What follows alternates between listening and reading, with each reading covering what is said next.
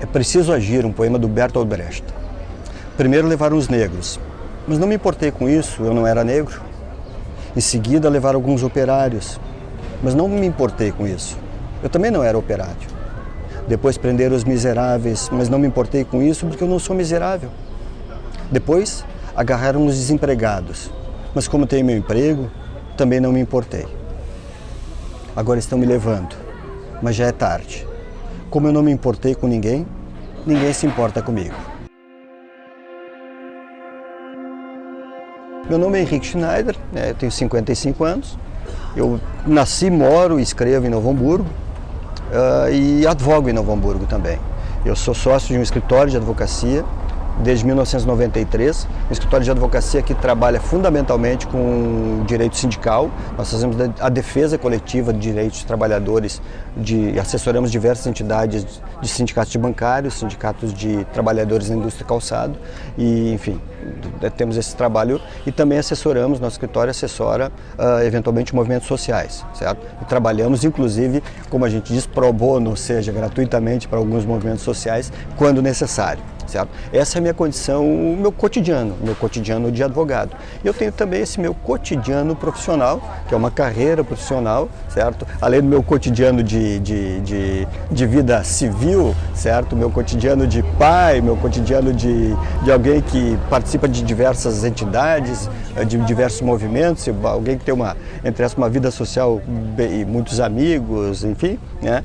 Tenho também esse cotidiano, mas eu também tenho um cotidiano, uma outra carreira, nós temos duas carreiras, ou seja, a minha carreira de advogado e a minha carreira de escritor, certo? Eu sou escritor já há bastante tempo, eu tenho cerca de uma dezena de livros publicados, eu tenho um momento que a gente meio que perde a conta, certo? Mas eu tenho em torno de 9, 10 livros publicados e esses livros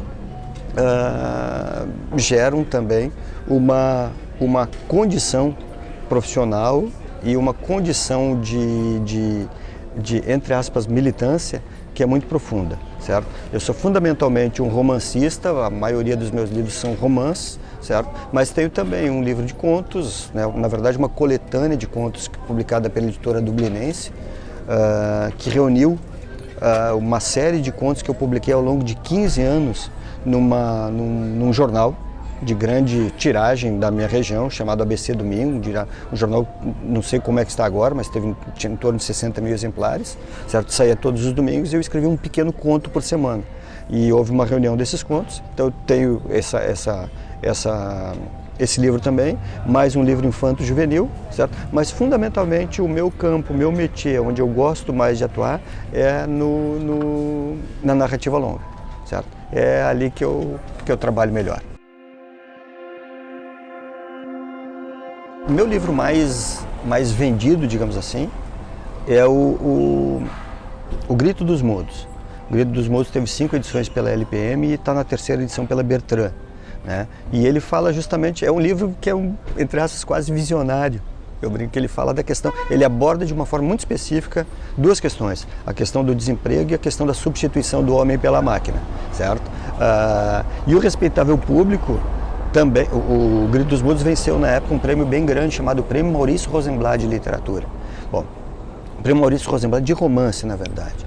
E o Respeitável Público, ele está disponível sim, é um livro que tá na 2ª edição pela Dublinense, pela editora Dublinense.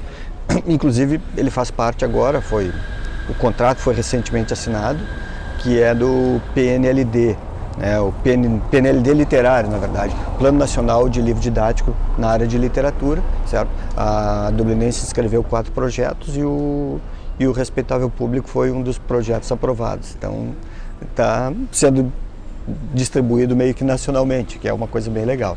O Respeitável Público, ele conta uma história a chegada de um cirquinho chinfrim, de um cirquinho pequeno, numa cidade pequena. E que de alguma forma, e meio que indiretamente, e meio que sem querer, certo? Esse circo vai afrontar a figura do Todo-Poderoso da cidade, certo? E a filha deste Todo-Poderoso, ou seja, a filha do prefeito, o cara que desde o início da cidade é quem manda, a família é quem manda, certo? A filha dele vai se apaixonar pelo trapezista do circo. certo? Por quem todas as mulheres se apaixonam, certo? E a partir disso a gente vai ter a história do livro acontecendo, né? Então, tá. Ele tem uma série de pequenas referências e homenagens ao Gabriel Garcia Marques, que é para mim uma das minhas referências literárias. 70 é um livro interessante. 70 venceu o Prêmio Paraná de Literatura, que aliás eu acho uma ironia, é quase irônico ele ter vencido o Prêmio Paraná de Literatura, né? Enfim, e o 70 ele trata, eu costumo dizer que o 70 ele é todo ficção e também todo verdadeiro. O 70 conta a história, em 1970 aconteceu aqui em Porto Alegre, certo? A tentativa de sequestro do cônsul norte-americano em Porto Alegre, Curtis Curley Cutter, né? Certo? Foi uma tentativa de sequestro, certo? E ele não deu certo. Não deu certo, o cônsul escapou da tentativa de sequestro. Isso significou assim, um aumento muito profundo na repressão política, na repressão policial, certo?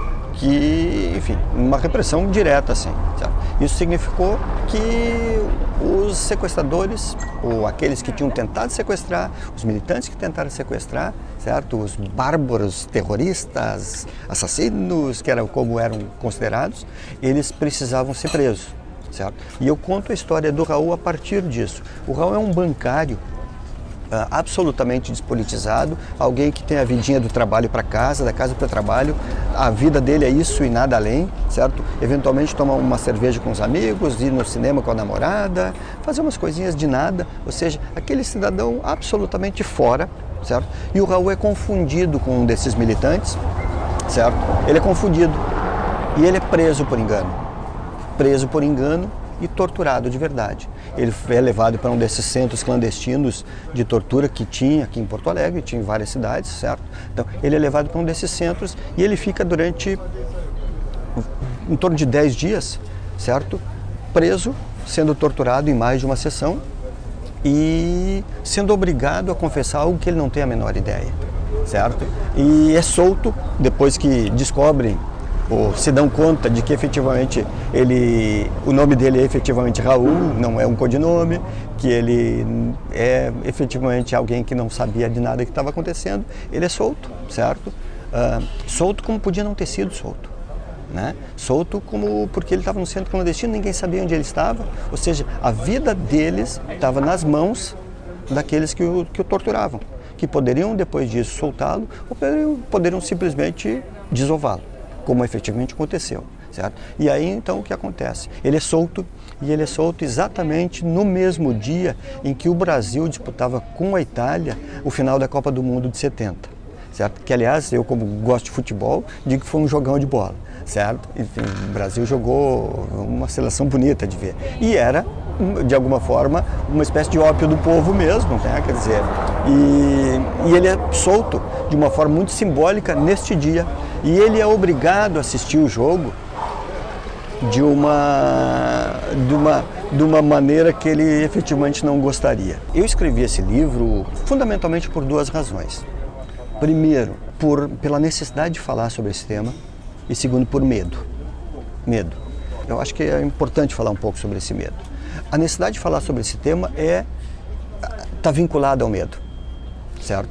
Porque eu acho que a gente fala pouco. Falamos pouco sobre isso e falamos mal, né? Eu digo, a Argentina enfrentou a questão, certo? Da ditadura. A Argentina conseguiu enfrentar. O Chile, eu estive recentemente em Santiago, o museu mais frequentado de Santiago é o Museu dos Direitos Humanos. Em Berlim, o Museu do Holocausto, todos os museus cobram entrada. O Museu do Holocausto é gratuito. Por quê? Porque é necessário que se veja, para que a história não se repita.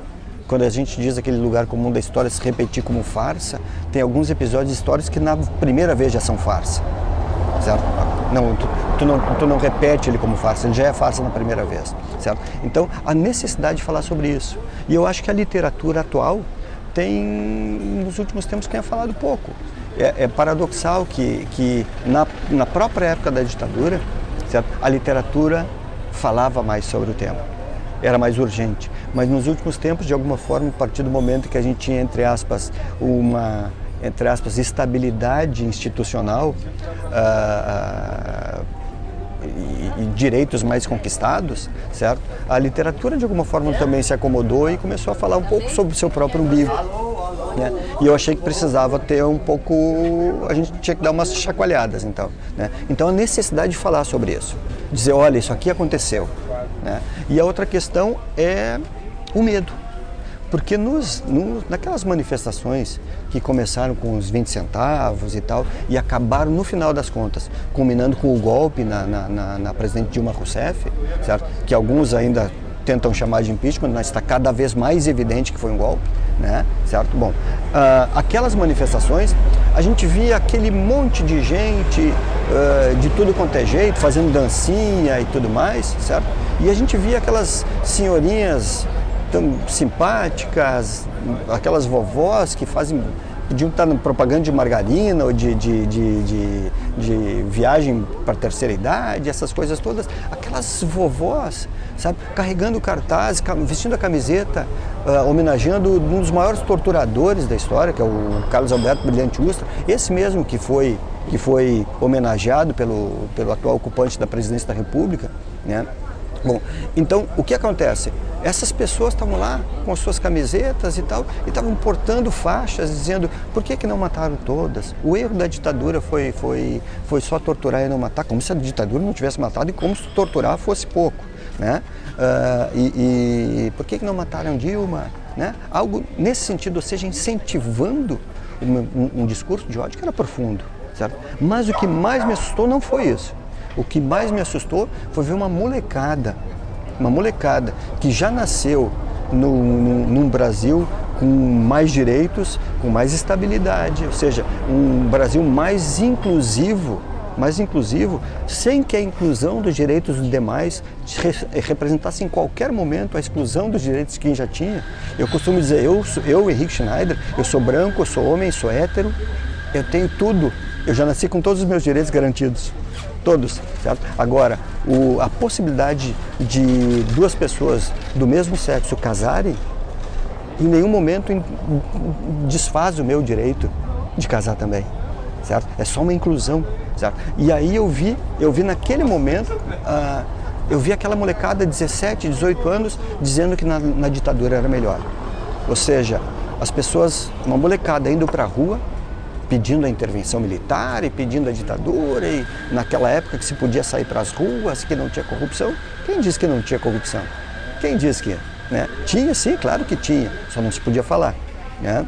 Bom, e essas pessoas indo para a rua e pedindo a volta da ditadura, o que é um paradoxo, na verdade, estúpido, né? Ou seja, as pessoas pedindo a volta de um regime em que elas não... indo para a rua para pedir a volta de um regime onde elas não podem mais ir para a rua. Né? Isso foi que me assustou, certo? E aí a gente chega num ponto, e eu começo a falar e não paro mais, né? A gente chega num ponto que é interessante, assim, que no meu livro, o Raul é alguém absolutamente despolitizado e ele é preso. Ou seja, então a gente de alguma forma acaba com a inverdade, com a inverdade que de alguma forma busca ser repetida, de que a ditadura atingiu só militantes que lutavam contra a ditadura. Não, ela atingiu aquela pessoa que não estava sequer envolvida, né? Que não tinha qualquer envolvimento. Ela tem uma série de relatos de pessoas presas por engano, torturadas para confessar o que elas não tinham a menor ideia. Ou seja, o cidadão comum, entre aspas, aquela pecha do cidadão comum também podia sofrer, sim, certo? Teve um trouxa agora que teve um debate com o Marcelo Rubens Paiva, certo? Marcelo Rubens Paiva, escritor, que teve o seu pai, o deputado Rubens Paiva, assassinado pela ditadura, né? O cara chegou a dizer, o cara disse para ele, olha, na minha família, o Marcelo Rubens Paiva dizendo, olha, a minha família sofreu isso, a minha família não sofreu porque não ficava fazendo bobagem. O que é fazer bobagem? Sabe? Esse olhar, que olhar carregado de desumanidade, inclusive, né? Mas enfim, era esse o tópico. E aí, Quando o AI-5 foi instaurado, houve uma reunião do Ministério, certo? Em que foi decidido pela edição do AI-5, e o vice-presidente, que era um jurista, era civil, Pedro Aleixo, foi contra. E um dos ministros militares, buscando provocá-lo, digamos assim, perguntou: mas vice-presidente, o senhor tem medo na aplicação? O senhor tem medo da mão justa e honrada do presidente Costa e Silva? Ele disse: não, eu tenho medo do guarda da esquina. E é um pouco isso mesmo, porque legitima alguém que tem uma certa dose de poder, ou alguém que pense que tem essa certa dose de poder, de exercê-lo. E de exercê-lo de uma forma muito mais, né? A gente teve agora, recentemente, quando eu digo recentemente, a gente teve agora um episódio do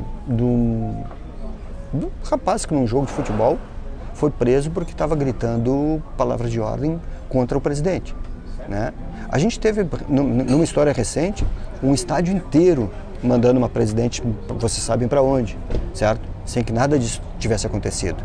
Essa pessoa gritou palavras de ordem e foi presa pelo guarda que estava lá. Por quê? Não estava fazendo absolutamente nada, mas foi presa, porque o policial se sentiu autorizado a fazer isso. Eu tenho uma espécie de processo criativo que se divide em 3 grandes fases. Primeiro, a escolha do tema, né? do tema que eu acho que vale a pena, certo? Um tema, eu costumava dizer, um tema pelo qual eu me apaixone, mas não é necessariamente isso, talvez não seja essa a melhor expressão. É um tema que eu acho que vale a pena falar sobre. Bom, a partir disso, eu preciso me municiar, certo? Significa já começar a escolher, a anotar ideias. Isso significa, fundamentalmente, conversar com pessoas sobre o tema, ler sobre o tema, assistir filmes sobre o tema, entrevista, fazer pesquisas, certo? Visitar lugares, certo? Ou seja, ir me municiando, certo? E me assenhorando do tema, certo? Para que a narrativa seja verdadeira, certo? Ela é ficção, mas ela precisa ter uma espécie de enredo que seja fidedigno, né? Eu vou ter a liberdade ficcional, certo? O 70, por exemplo, ele não busca dar um grande retrato, ele busca se situar naquela questão específica, certo? Mas ele acontece em 70, certo? E aí a gente tem que fazer pesquisas, inclusive, com relação a como é que estava o 70. Eu falo de determinada música. Essa música já existia em 1970 ou ela só foi lançada em 72? Eu fiquei 2, 3 dias fazendo uma pesquisa para ver se já existia o curvim, aquele tecido, né, aquele tecido sintético, eu não sei nem como, enfim, para ver se já existia curvim nessa época, porque para mim era importante que os móveis daquele lugar para onde ele é levado fossem de curvim, né, certo? E mesmo assim a gente entra em erros, mas é isso. O processo de criação é um processo super, o meu processo de criação é muito lento. Cada livro meu demora 1 ano e meio, né, para ser escrito, para ser trabalhado, e são 2, 3 correções, enfim, né? Mas é justamente isso. É um processo de muita pesquisa, sabe? É olhar fotografia, a partir da fotografia, é fazer anotações, é ler o livro a respeito, é ler a reportagem, assistir o filme, conversar com pessoas, sabe? Entrevistei pessoas por 70, conversei com pessoas sobre 70, que foram me passando informações que eram importantes, né? E a partir disso, a gente não só vai construindo, se assenhorando pro tema especificamente, mas vai se assenhorando do tema, certo? Algumas informações que vão para o livro e outras que vão para a vida.